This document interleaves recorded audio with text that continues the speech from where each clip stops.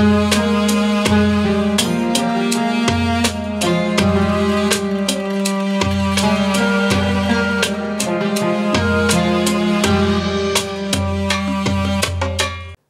আলাইকুম ওয়া রাহমাতুল্লাহি ওয়া বারাকাতুহু। বিসমিল্লাহির রহমানির রহিম। এই মুহূর্তে বাংলাদেশ সহ বিশ্বের অগণিত দর্শক শ্রোতা যে প্রান্তে বসে আপনারা বৈশাখী টেলিভিশন দেখছেন, আমি এইচ.এম. বরকতুল্লাহ আপনাদের সকলকে জানাচ্ছি শুভেচ্ছা এবং অভিনন্দন। মহান স্রষ্টা আল্লাহ তাআলার দরবারে বিনীতভাবে শুকরিয়া আদায় করছি আলহামদুলিল্লাহ। বিশ্বনবী জনাবে মুহাম্মদ রাসূলুল্লাহ সাল্লাল্লাহু আলাইহি ওয়াসাল্লামের প্রতি দরুদ এবং সালাম প্রেরণ করি শুরু করছি আজকের পরিবেশনা। প্রিয় দর্শক, আমরা প্রতি জুমাবারের ন্যায় আজকেও হাজির হয়েছি আপনাদের সামনে আপনাদের জীবন ঘনিষ্ঠ এবং জীবন জিজ্ঞাসামূলক প্রশ্নোত্তরের আয়োজন ইসলাম ও সমাধান নিয়ে। আজকের আয়োজনে আমাদের মাঝে একজন অতিথি অংশগ্রহণ করেছেন, বিশিষ্ট জনপ্রিয় জননন্দিত জননেতা, যিনি হজ সেক্টরে পায়োনিয়ার আমরা বলতে পারি। Hajj Agencies Association of Bangladesh HAAB এর নবনির্বাচিত সভাপতি জনাব সৈয়দ গোলাম সরওয়ার। আসসালামু আলাইকুম। ওয়ালাইকুম আসসালাম। আপনাকে স্বাগত জানাচ্ছি আমাদের আজকের আয়োজনে। ধন্যবাদ। আমরা প্রিয় দর্শক, আমাদের যে অতিথি রয়েছেন, আমরা হজ ব্যবস্থাপনা এবং 2025 বিশেষ করে হজে যাওয়ার জন্য যে সকল হজযাত্রীগণ তৈরি হচ্ছেন এবং 2025-এ যারা হজে গমন করবেন তাদের জন্য কি বার্তা রয়েছে, এবং বিশেষ করে হজ তো হচ্ছে মহান স্রষ্টা আল্লাহ তাআলার পক্ষ থেকে ইসলামের 5টি স্তম্ভের মধ্যে একটি মৌলিক স্তম্ভ। বাংলাদেশ থেকে প্রায় অসংখ্য মানুষ এখান থেকে প্রতি বছর হজে যান। আমরা মোহতারাম অতিথির মাধ্যমে আমরা আলোচনা শুনব এবং হজের এজেন্ট যারা রয়েছেন, হজযাত্রী নিয়ে পরিবহন করেন, তাদের জন্য কি মেসেজ রয়েছে এবং হজযাত্রীদের জন্য কি কি নতুন তথ্য রয়েছে, আমরা এজন্যই ওনাকে আজকে হাজির করেছি আমাদের স্টুডিওতে। জি সৈয়দ গোলাম সরওয়ার, আসলে আপনার কাছে সরাসরি চলে যাচ্ছি এবং হজ বিষয় নিয়ে প্রিয় দর্শক আপনাদের যে কোনো প্রশ্ন আপনারা আজকের আয়োজনে করবেন। বিশেষ করে হজের যাওয়ার ক্ষেত্রে কি কি সমস্যা এবং সম্ভাবনা রয়েছে, আপনাদের যদি কোনো মনের ভিতরে কোনো রকমের এ ধরনের উদ্রেক থাকে, আপনারা সেই প্রশ্নগুলো আমাদের আজকের আয়োজনে করবেন। ইনশাআল্লাহ আমরা তাকে পেয়েছি, আমরা তার মাধ্যমে আমরা ইনশাআল্লাহ সমাধান আমরা খুঁজে বের করবার চেষ্টা করব। সৈয়দ গোলাম সরওয়ার, আপনি যদি শুরু করেন যে আসলে আপনি তো নতুনভাবে নির্বাচিত হয়ে এবারে আপনি প্রেসিডেন্ট অর্থাৎ সভাপতি হয়েছেন, তো প্রায় বেসরকারিভাবে বাংলাদেশে ধরেন অধিকাংশ হাজিরাই হজে গমন করেন, সরকারিভাবে তো খুবই বলা যায় যে কম যান। এই হজযাত্রীরা নানামুখী প্রশ্ন এবং সমস্যার সম্মুখীন হয়ে যায়। আপনারা এই হজযাত্রীদের জন্য এবারের প্রস্তুতিটা কি আপনারা চিন্তা করেছেন? জি ধন্যবাদ। আমি প্রথমে আমাদের বৈশাখী টেলিভিশনের কলা কৌশলী এবং বিশেষ করে আমাদের যে এখনকার সঞ্চালক বরকতুল্লাহ ভাইকে সহ সবাইকে আমি ধন্যবাদ দিই যে আমাকে এখানে আমন্ত্রণ করার জন্য। আর যারা এই প্রোগ্রাম দেখেছেন তাদেরকেও আমি ধন্যবাদ দিই, তাদেরকেও কৃতজ্ঞতা জানাই যে তারা কষ্ট করে আমাদের প্রোগ্রামটা দেখবেন ইনশাল্লাহ। তো হজ হইল 5টা স্তম্ভের ভিতরে একটা স্তম্ভ হজ, এবং খুবই গুরুত্বপূর্ণ এই স্তম্ভটা। যারা আর্থিক, মানসিক এবং শারীরিক এই তিনটা যাদের আছে, তিনটা যারা সক্ষম, আর্থিক, মানসিক, শারীরিক, এই তিনটা যাদের আছে সক্ষম, তারাই শুধু হজ করতে পারবে, তাদের জন্য ফরজ। আর এই তিনটা যাদের নাই, শারীরিক শক্তি নাই, আর্থিক নাই, মানসিকভাবে সে ক্ষতিগ্রস্ত, এইসব লোকদের জন্য হজ ফরজ হয় নাই। তারপরেও আমাদের বাংলাদেশি লোকেরা আবেগের কারণে অনেকেই সামর্থ্য না থাকলেও হজ করতে যায়। তো সেটা কোনো সওয়াবের বিষয়, সেটা কোনো গুণের বিষয় না। তো আমরা travel Hajj agency association of Bangladesh হাবের মধ্যে আমরা 1200 সামথিং আমরা হজ এজেন্ট আছি। এর মধ্যে এবার নিবন্ধন হয়েছে 771 জন।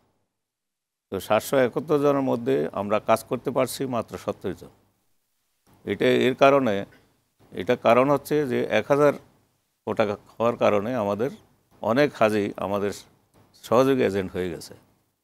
তো সহযোগী এজেন্ট হওয়ার কারণে তাদের মানসিকভাবে তারা ক্ষতিগ্রস্ত, তারপর আর্থিকভাবে তারা ক্ষতিগ্রস্ত, হাজিদের কাছে তাদের সম্মানটা ক্ষুণ্ণ হয়েছে। এই জন্য আমাদের সরকারের হজ নীতিতে 100 থেকে 300 কোটা ছিল, নিচেও 100, উপরে 300। তো সেখানে 1000 কোটা সরকার, সৌদি সরকার আমাদেরকে চাপাই দিয়েছে। আর বর্তমান সরকারও চেষ্টা করছে, আমরাও চেষ্টা এই যে করছি। 1000 কোঠা আপনাদেরকে দেওয়া হলো, আপনাদের পক্ষ থেকে কি কোনো তাদের সাথে আপনার কোনো ধরনের আলোচনা পর্যালোচনা হয়নি যে এটা কেন করা হলো? এটা করার কারণে তো এই এতগুলো এজেন্সি রয়েছে, তারাও হজে নেওয়ার ক্ষেত্রে একটা তারা তো আর হজ মানে নেওয়ার ক্ষেত্রে কোনো প্রশ্নই ওঠে না। 1000 হাজি তো সব এজেন্সির হয় নাই। তো এখন এই যে 1000 কোঠা, আগে তো ছিল 100, জি, তার আগে 50 ছিল, 50 এরপরে ছিল। 100, জি। 100-র উপরে হঠাৎ 1000 কোটা দেয়া হলো। এই 1000 কোটা কি এজেন্সিরা বা তারা পরিপূর্ণ করতে পারছে? 1000 কোটা পরিপূর্ণ করে ফেলছে, কিন্তু তাদের খুব কষ্ট হয়েছে। মানে এটা কি সকলে মিলে করতে হচ্ছে, সবাইকে মিলিয়ে করতে হয়েছে। কিন্তু এককভাবে তো করতে পারছে না, না। এটা হচ্ছে আপনার 1000 কোটা, ওই 1000 হাজি, একটা এজেন্সি 1000 1000 হাজি মিনিমাম নিতে হবে। 1000 হাজি কালেক্ট করার জন্য মিনিমাম 15-16টা বা 20টা এজেন্সি অ্যাড হয়ে তারপরে ওই এজেন্সিকে লিড করছে। লিড করার কারণে ওই এজেন্সি 1000 বা 1100, 1200, 1300 যাই হোক উপরে, সেই লিড করার কারণে সে লিড এজেন্সি হয়ে গেছে। আর যারা তাদেরকে দিছে 15 জন, 16 জন অথবা 20 জন, 50 জন, 100 জন, যেসব এজেন্ট হাজি কালেক্ট করছে, ওইসব সহযোগী এজেন্ট ওনাকে সহযোগিতা করে লিড করেছে। তো তারা এরকম 15-16টা এজেন্সি বা 20টা এজেন্সি মিলে একটা এজেন্সি হয়েছে। ও তো ওই 20টা এজেন্সি হলো সহযোগী এজেন্ট তাদের। জি, তো আমাদের কথা হচ্ছে যে সহযোগে আমরা 20 লক্ষ টাকা দিয়ে লাইসেন্স করেছি, সবাই কিন্তু সমান। তো একজন লিড এজেন্সি হবে, একজনের এগেনিস্টে, একজনের অধীনে তারা 16টা 17টা এজেন্সি হবে। তাহলে তো এটা ভারসাম্য হচ্ছে না, বৈষম্য হচ্ছে না, তা বৈষম্যহীন হয়ে যাচ্ছে। তো এই জন্য আমরা আন্দোলন করেছি, আমরা সরকারের কাছে বলেছি। সরকারও আমাদের মাননীয় উপদেষ্টা মহোদয় ওনার টিম নিয়ে এর আগেও গেছিলেন। যাওয়ার পরে ওনারা মৌখিকভাবে বলছেন যে ঠিক আছে, গতবার তো 250 ছিল, এবছর 500 করব। তো আমরা 500-র জন্য আমরা রেডি হয়ে গেছিলাম, আমরা 500 অলরেডি করে ফেলছি। এরপরে হঠাৎ করে সৌদি আরব থেকে আমাদেরকে চাপিয়ে দিয়েছে যে এবছর 1000 করতে হবে এবং আগামী বছর কিন্তু 2000-এর জন্য রেডি হতে হবে। তো আমরা হজ, যেহেতু বাংলাদেশ সরকার হজে নিয়ে যাচ্ছে, বাংলাদেশ সরকারের অধীনে হজ এজেন্টরা চলে এবং হাজিরা চলে। তো বাংলাদেশের নিয়ম নীতি অনুযায়ী আমাদেরকে চলতে হবে। এই হিসাবে আমাদের মিনিমাম 100 এবং ম্যাক্সিমাম 300, এটা হলো হজ নীতিতে আছে এবং সেটা আমাদের সংসদে এটা পাস হয়েছে। তো এখন যদি 1000 করতে হয়, আবার সংসদে পাস করতে হবে। যেহেতু সংসদ নাই, সেহেতু পাস করতে পারতেছে না। তো আগামীতে যদি সংসদ আসে, তাহলে আমরা 100 থেকে 300-র মধ্যে করার জন্য আমরা চেষ্টা করব এবং সরকারকে জোর দাবি জানাবো যে 100 থেকে 300 করার জন্য। এবং প্রয়োজনে আমাদের একটা টিম এবং সরকারের টিমের সাথে আমরা একসাথে হয়ে সৌদি আরব সৌদি সরকারের সাথে আমরা হজ আমাদের মন্ত্রণালয়ের যে সাথে আপনারা যোগাযোগ হজ করে কাজ মন্ত্রণালয়ের করবেন। সাথে আমাদের যেসব বন্ধুবান্ধব আছে ওনাদের সাথে আলাপ করে আমরা এটা 100 থেকে 300 করবো ইনশাল্লাহ। অনেক ধন্যবাদ। আমরা বুঝতে পেরেছি যে আসলে মানে 1000 কোঠায় যে হাজি নেওয়া হবে, এই ক্ষেত্রে আপনার নতুন কোনো প্ল্যান আছে না? তারা কিভাবে হজ যাত্রাটা সুন্দর করে করতে পারবে এজেন্সির? এটা কিছুটা তো ব্যাঘাত করবে, যেমন 1000 বা 1000 থেকে বেশি যে যারা কাজ করতেছে, যেসব এজেন্সি লিড করতেছে, তো তারা তো পূর্ব অভিজ্ঞতা, অত 1000 হাজি হ্যান্ডেল করার জন্য তাদের অত অভিজ্ঞতা আছে, কিন্তু ওদের অত লোকজন, এরকম লোকবল এরকম নাই। তো সেহেতু একটা সমস্যা হতে পারে। তো আমরা মনে করছি যে মনে করছি যে যার যার হজ তারাই ডিল করবে, শুধু তারা প্রসেস করবে, শুধু সিগনেচার করবে। যেমন 16টা এজেন্সি আছে, 16টা এজেন্সি থেকে 16টা মিশন ভিসা বা হজ ভিসা দেওয়ার জন্য আমরা 2-3 দিন আগে উপদেষ্টা মহোদয়ের কাছে গেছিলাম। আমরা বলছি যে প্রত্যেকটা এজেন্সি যারা নিবন্ধন করছে এবং যারা হজ কালেক্ট করছে, হাজি কালেক্ট করছে, তাদেরকে যেন এই যে হজ ভিসা দেওয়া হয়। তো তারা যদি হজ ভিসা, তাদের মালিক অথবা তাদের মোনাজ্জেম যদি হজ ভিসা যায়, অবশ্যই তাদের এই হাজিগুলা তারা ডিল করবে এবং খেদমত করবে, সেবা করবে, তাহলে আর তেমন সমস্যা হবে না ইনশাআল্লাহ। এখন যে হাজিগণ হজে যাওয়ার জন্য তৈরি হচ্ছেন, তাদের যে নির্দিষ্টভাবে যে প্যাকেজ নির্ধারণ করা এবং সেই প্যাকেজ এখন তো হঠাৎ করে অনেক টাকা বেড়ে গিয়েছে। আগে তো হজযাত্রীদের জন্য একটা প্রতিযোগিতা থাকতো যে আমরা কিভাবে তা হজে খুব দ্রুত যেতে পারি এবং নিবন্ধন হতো, ওঠার অতিরিক্ত হাজি আমরা পেতাম বাংলাদেশে। কিন্তু এখন দেখা যাচ্ছে যে আপনার 1,27,000 দেওয়ার পরেও আজকে কোঠা ফিল আপ হচ্ছে না। এর কারণ কি? মানুষ কি আসলে অর্থনৈতিক কারণে হজে যাওয়াটা কমিয়ে দিয়েছে নাকি তাদের কি এখানে অর্থনৈতিক কারণ কারণ কারণ ব্যাপার না, বিষয় না। বিষয়টা হচ্ছে আগে হজে 2-3 বছর আগে 3 লাখ, 3.5 লাখ, 4 লাখ টাকা দিয়ে মিনিমাম হজে যেতে পারতো। সেখান থেকে হয়ে গেছে 6 লাখ। তো সেখানে সৌদি আরবের যে মোয়াল্লাম ফিটা সেটা আগে ছিল 1089 রিয়াল, মানে 30,000 টাকা। এখন সেটা হয়ে গেছে 1,52,000 টাকা। সেখানেই তো 1,20,000 টাকা বেশি। তারপরে আগের টিকিটের দাম ছিল কম, এখন টিকিটের দাম বেড়ে গেছে 1,67,000 টিকিটের দাম। গত বছরের থেকে কমে গেছে, কিন্তু তারপরেও বেশি। তো এইসব কারণে হজের টাকা বেড়ে গেছে। বেড়ে যাওয়ার কারণে কিছু লোক যাদের নিয়ত করছে 3 লাখ, 3.5 লাখ, 4 লাখ টাকা দিয়ে হজে যাবে, এসব লোক হজে যেতে বঞ্চিত হয়েছে। বঞ্চিত হওয়ার কারণে হজের সংখ্যা কমে গেছে। কথা বলছিলাম বিশেষ করে হজ মহান আল্লাহ রাব্বুল আলামিনের পক্ষ থেকে এক অফুরন্ত নিয়ামত। আল্লাহ তাআলা আমাদেরকে দান করেছেন যারা সামর্থ্যবান, শারীরিক এবং মানসিকভাবে যারা প্রস্তুত, এদের জন্য হজ করা ফরজ। এই হজটা অত্যন্ত সুন্দরভাবে যাতে করা যায় সেজন্যই আসলে অনেক বছরব্যাপী আমাদের হাজিরা পরিকল্পনা গ্রহণ করেন। বিশেষ করে আমাদের দেশে মানে আপনার 60 লোকজন যারা অনেক কষ্ট করে জীবনের কষ্টার্জিত সম্পদ অর্জন করে, সেই কষ্টের টাকা দিয়ে তারা কিন্তু হজে যান এবং এই হজ যাত্রাটাকে নির্বিঘ্ন যাতে করা যায় এবং সহজ করা যায় সেজন্যই কিন্তু আমাদের আজকের আমাদের নবনির্বাচিত প্রেসিডেন্ট সৈয়দ গোলাম সরোয়ার আমরা তাকে আমন্ত্রণ জানিয়েছি। আমরা চলে যাচ্ছি তার কাছে। জি, আপনাকে আবারও স্বাগত জানাচ্ছি আমাদের আজকের আয়োজনে। যে আসলে আপনারা তো নতুনভাবে এবারে নির্বাচিত হয়েছেন এবং নতুন একটি হজ ব্যবস্থাপনা আপনারা উপহার দেওয়ার জন্য আপনারা কী ধরনের পরিকল্পনা আপনারা গ্রহণ করেছেন এবং যাতে হজযাত্রীরা নির্বিঘ্নে হজ করতে পারে সেক্ষেত্রে আপনার কি কি পরিকল্পনা? আমরা আসলে যে হাজিরা ম্যাক্সিমাম হাজি কিন্তু আমাদের ডাইরেক্ট আমাদের কাছে আসে না। তো হাজিরা আসে আমাদের গ্রুপ লিডারের মাধ্যমে। গ্রামে যারা হাজি কালেক্ট করে, কিছু মসজিদের ইমাম, তারপরে আমাদের মাদ্রাসা মাদারেস, অথবা যারা পুরাতন হজ করছে, এসব হাজি সাহেবরা গ্রুপ লিডার হয়ে হাজি কালেক্ট করে। তো কালেক্ট করার সময় তারা যেসব কথাবার্তা বলে, যেসব এগ্রিমেন্ট করে তাদের সাথে, সেই এগ্রিমেন্টগুলোর ব্যাপারগুলো আমাদের কাছে পৌঁছায় না পৌঁছার কারণে তাদের যখন হয় সৌদি আরব যায় তখন আমাদের উপর একটা ব্লেম আসে। কিন্তু ওনারা বলছে যে ঠিক আছে, আমরা 5 লাখ টাকা বা 6 লাখ টাকা নেব, আপনারা 3 স্টার হোটেলে দিব, ভালো খানা দিব, কাছে রাখবো। সেই জিনিসগুলো রাখতে গেলে 7 লাখ 8 লাখ টাকা লাগে জেনুইনভাবে করতে গেলে। কিন্তু সেটা না করে তারা এইসব কথাবার্তা বলে ঠিকই, কিন্তু টাকাটা কম নেয়। কম নেওয়ার কারণে যখন হজ এজেন্টের কাছে চলে আসে হাজিরা, বা হাজিরদেরকে যখন আমাদের কাছে ট্রান্সফার করে, তখন দেখা যায় যে তাদের সাথে যে এগ্রিমেন্ট, কমিটমেন্টের সাথে মিলে না। তখন ওই যে হজে যখন যায় তখন তারা অসহায় পড়ে, এসব কিছু সমস্যা হয়। তারপরে এগুলো আমরা যথেষ্ট হজের এজেন্টরা তখন চেষ্টা করে ওদেরকে। এই যে মধ্যস্বত্বভোগী হজের ক্ষেত্রে অনেক সময় ঢুকে যায়, যেমন এজেন্সির মালিকরা তা কিন্তু একজন হাজি কালেক্ট করতে পারছে না, কিন্তু দেখা যাচ্ছে মধ্যস্বত্বভোগী থাকার কারণে হজযাত্রীর কাছ থেকে যে টাকাটা, এই টাকাটা কিন্তু তাদের হাতে চলে যায়, তারপরে এজেন্টের কাছে আসে। এইটাই দূরীভূত করার জন্য, এদের দৌরাত্ম্য কমানোর জন্য আপনাদের কি পরিকল্পনা?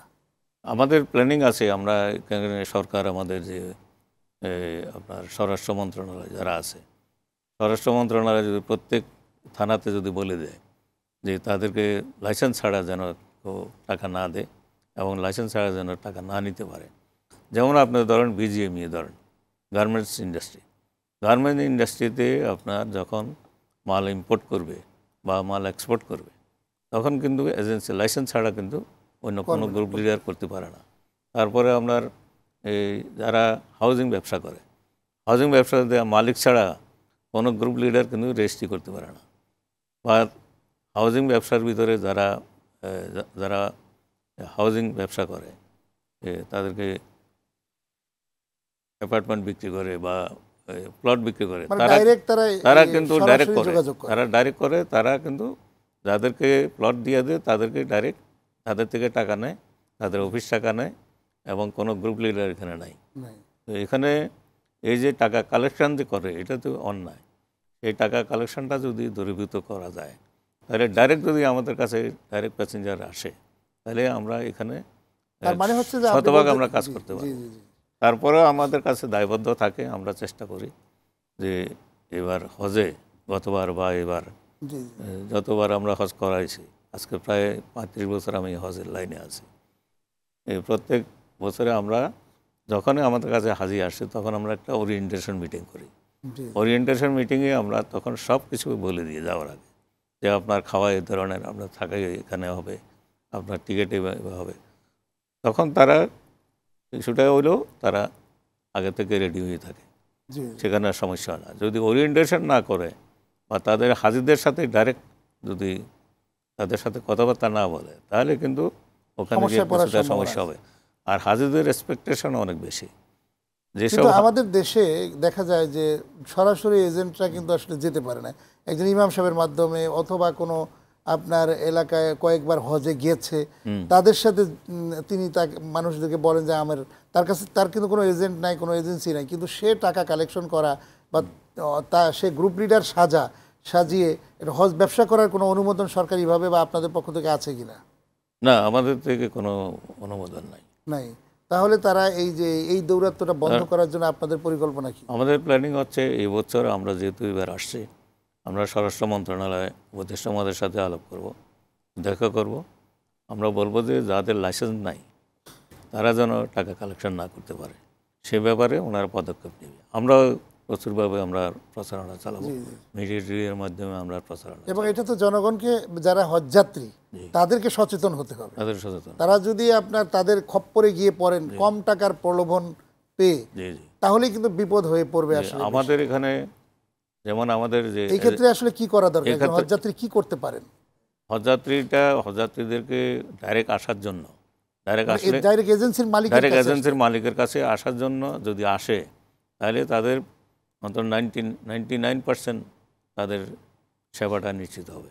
সেই সেবাটা নিশ্চিত করার জন্য আমরা প্রয়োজনে একটা আমরা ফর্ম, সারা বাংলাদেশে একটা ফর্ম দিয়ে দিব, একটা ওয়েবসাইট খুলব, সেই ওয়েবসাইটে যে চ্যালেঞ্জার ট্রাভেলসে যদি আপনি যদি যান, তাহলে চ্যালেঞ্জার ট্রাভেলস ফিল আপ করে আপনি এখানে নিবন্ধন করতে পারেন।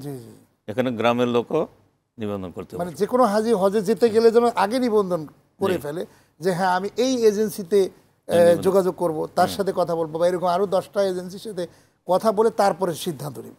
কিন্তু সমস্যাটা হচ্ছে এইখানেই যে তারা যখন তৃতীয় আরেকজনের সাথে যোগাযোগ করতে যায়, তখনই বিপদে পড়ে যায়। জি, আমাদের যে এজেন্সিগুলো নিবন্ধন হবে, সেসব এজেন্সির তালিকাটা সারা বাংলাদেশে আমরা দিয়ে দিব। সারা বাংলা ইউনিয়নের মাধ্যমে, থানার মাধ্যমে, তারপরে আমাদের মিডিয়ার মাধ্যমে আমরা সবাই প্রচার করব।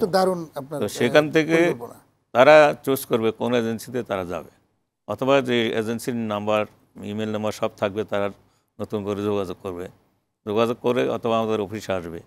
অফিসে আসলে তো বুঝে যাবে যে তারা কী ধরনের লাইসেন্স আছে কিনা বা তারা কাজ করতে পারে কিনা, একটা অফিসে ঢুকলে বোঝা যায়।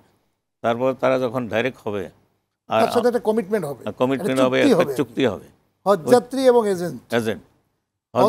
হজযাত্রী এবং এজেন্ট, এই ওনাদের সাথে চুক্তি হবে। সেই চুক্তি অনুযায়ী যদি আমরা কোনো কিছু আমরা না করি বা তাদের সাথে যদি আমরা কমিটমেন্ট রক্ষা না করি, তাহলে লাইসেন্স বাজেয়াপ্ত হবে, সরকার আমাদের করবে। কিন্তু একজন গ্রুপ লিডার যদি 1 কোটি টাকা নিয়ে চলে যায়, সরকার তারা কী করবে? কিছু করার নাই। সরকার তাকে অ্যারেস্ট করতে হবে, অ্যারেস্ট করতে পারবে, করতে পারবে, অনেক কিছু করতে পারবে, কিন্তু তার লাইসেন্স নাই, তার কিছু নাই, তার তো দায়িত্ব নাই। তো সে এটা এরকম 2-1টা কাজ হয়েছে, এখন আস্তে আস্তে এটা কমে আসছে। আল্লাহ চায় তো ইনশাল্লাহ এগুলো হবে না। আরেকটি বিষয়, অন্য প্রসঙ্গে যাচ্ছি, যে আপনি ঠিকই বলছিলেন যে আসলে এই যে একটা হজ ব্যবস্থাপনার মতো একটা পবিত্রতম কাজের ভিতরে এই যে একটা আপনার গ্রুপ লিডার ঢুকে মধ্যস্বত্বভোগী সৃষ্টি হয়ে হজযাত্রীদেরকে একটু হয়রানি করা, এবং একজন হাজি তো আসলে বুঝে না যে তার কার সাথে হজে যাওয়া উচিত। আপনি একটা দারুণ মেসেজ দিয়েছেন যে আসলে সরাসরি হজযাত্রী একজন এজেন্সি অর্থাৎ সরকার কর্তৃক নিয়োগকৃত লাইসেন্সকৃত লোকের সাথে যোগাযোগ করতে হবে। এটা না করলে হজযাত্রী নিশ্চিত বিপদের দিকে ধাবিত হবে। আপনার কথার মধ্যে এটি চলে আসছে, আমরা বুঝতে পেরেছি। দ্বিতীয় আরেকটি বিষয়, এই যে হজের টাকা এত বৃদ্ধি পেয়েছে, আমরা জানি নানান রকম কারণ এবং নানান রকম কথা গুঞ্জরণ শোনা যায় যে একটা টিকিট সিন্ডিকেট সৃষ্টি হয়। এই টিকিট সিন্ডিকেটটা নাকি যারা এজেন্সি আছে তাদের মাধ্যমে হয় বলে অনেকে মনে করেন। এক্ষেত্রে আপনার কি করণীয়, মানে করণীয় বা আসলে বিষয়টা কি? টিকিট সিন্ডিকেট আসলে হজের কোনো টিকিট সিন্ডিকেট নাই। হজের যে একটা মূল্য 1,67,000 সামথিং, এই টাকাটা সরকারে নিয়ে যায়। সরকার ওখান থেকে সরকারের যখন আমরা টিকিট করি সেখান থেকে আমরা পে অর্ডার করে যার যার এয়ারলাইন্সে পে অর্ডার দিয়ে দিই, ওই টাকাই দিই, আমরা এর থেকে বেশি দিই না। তবে এখানে একটা জিনিস আছে যে লোভনীয় কিছু সিট আছে, যারা প্রথমে যেতে চায় অথবা লাস্টে যেতে চায়, ওইসব সিটগুলা বাজারে কিছু বেশি দামে অত বিক্রি হয়, 2,000-5,000 টাকা বেশি দামে অত বিক্রি হয়। তো সেটা নিবারণ করার জন্য আমরা এবার উপদেষ্টা মহোদয়ের কাছে আমরা গেছিলাম। আমরা বলছি যে হাবের থেকে সিটগুলো বিতরণ হবে, আমরাই বিতরণ করব, এবং একটা টাকাও যেন বেশি না নিতে পারে সেটা আমরা ডিস্ট্রিবিউশন করব। যার 300 হাজি আছে তার 100 হাজি আমরা প্রথমে নিব, আর 100 হাজি মধ্যখানে নিব, আর 100 হাজি লাস্টে নিব। এভাবে ভাগ করে করে আমরা সিট ডিস্ট্রিবিউশন করব। আমাদের সিট অ্যালোকেশন কমিটি হবে, সেই কমিটির মাধ্যমে এবার সিট হবে, সিটগুলো বন্টন হবে। তখন আর বেশি নেওয়ার কোনো প্রশ্ন থাকবে না, তখন অন্য মানুষের এটা আমাদের উপদেষ্টা মহোদয় এবং সচিব মহোদয় ধর্ম মন্ত্রণালয়ের উনি রাজি হয়েছে। ওই অচিরেই আমরা এটা আপনার ফল পাবেন, এবং অচিরেই আমরা একটা আমার নেতৃত্বে, আমাদের মহাসচিব আছে, আমাদের কমিটির নেতৃত্বে একটা কমিটি হবে, অ্যালোকেশন কমিটি। যে অ্যালোকেশন কমিটি এবছর ইনশাল্লাহ হজের সিট বন্টন করবে, তখন ইনশাল্লাহ এগুলা থাকবে। সর্বশেষ পর্যায়ে আমরা উপনীত হয়েছি। আপনার কাছ থেকে অনেক বিষয় আমরা জানলাম, আলহামদুলিল্লাহ। হজযাত্রীরা এই বিষয়গুলো জানতে পেরে অনেক খুশি হবে আশা করছি আজকে। সর্বশেষ পর্যায়ে একজন হাজি তো আসলে তার জীবনের শেষ দিকেই বলা যায় যে হজে যাওয়ার জন্য প্রস্তুতি নেয়। অনেকে গ্রাম থেকে আসে, কিন্তু শহর কি তাও সে জানে না। এই হজযাত্রী যখন মক্কা মদিনায় তারা যাবেন, হজের জায়গায় যাবেন, তখন কিন্তু তারা অনেক সময় খেয়েই হারিয়ে ফেলেন। এই হজযাত্রীরা যখন প্রবলেমে পড়বে, সমস্যায় পড়বে, তখন তারা কি করতে পারে? না, তখন তো ওখানে হজ মিশন আছে, তারপরে যে এজেন্ডা আছে সেই এজেন্ট তখন ট্যাকেল করবে। যে এজেন্টের মাধ্যমে গেছে, যে সে ফর এক্সাম্পল আমার এজেন্টের মাধ্যমে যদি আসে, তাহলে আমি এটা সমাধান করতে হবে আমার, যেভাবে হোক, টাকা পয়সা দিয়ে হোক, যেভাবে হোক, এটা আমার নথির দায়িত্ব, যেহেতু আমার লাইসেন্সে। একজন হজযাত্রী যখন হারিয়ে যায়, তখন তাকে সে খুঁজে পেতে অনেক সময় পারে না, তখন সে হতাশ হয়ে যায়, টেনশনে পড়ে যায় যে আমি এখন যাব কোথায়, আমার কি আছে। এই হজযাত্রীর জন্য তার তাৎক্ষণিক কি করণীয়? তারা এই হজযাত্রী যখন হারিয়ে যায়, তখন আমাদের যে গাইড আছে, গাইডের নাম্বার প্রত্যেকটা হজযাত্রীর, যে আমরা গলায় একটা কার্ড দিয়ে দিই, সেই কার্ডের মধ্যে হজ গাইডের নাম্বার আছে।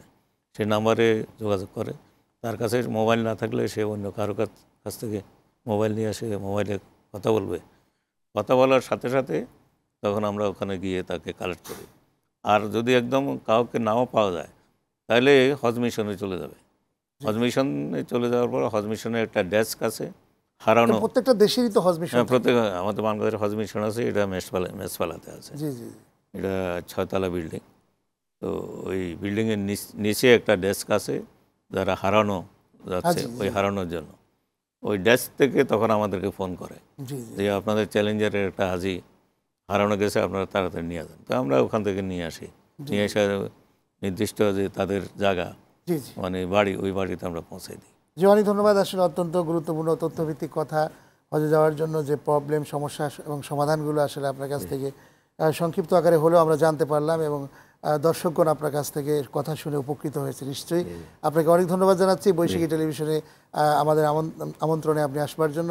বৈশাখী টেলিভিশনের পক্ষ থেকে আমিও ধন্যবাদ দিচ্ছি, আর আমার হাবের পক্ষ থেকেও বৈশাখী টেলিভিশনকে আমরা অশেষ ধন্যবাদ যে আমরা এত সুন্দর একটা অনুষ্ঠান করতে পারছি। আল্লাহর কাছে শুকরিয়া জ্ঞাপন করছি। আলহামদুলিল্লাহ। আসসালামু আলাইকুম ওয়া রাহমাতুল্লাহ। আসসালামু রাহমাতুল্লাহ।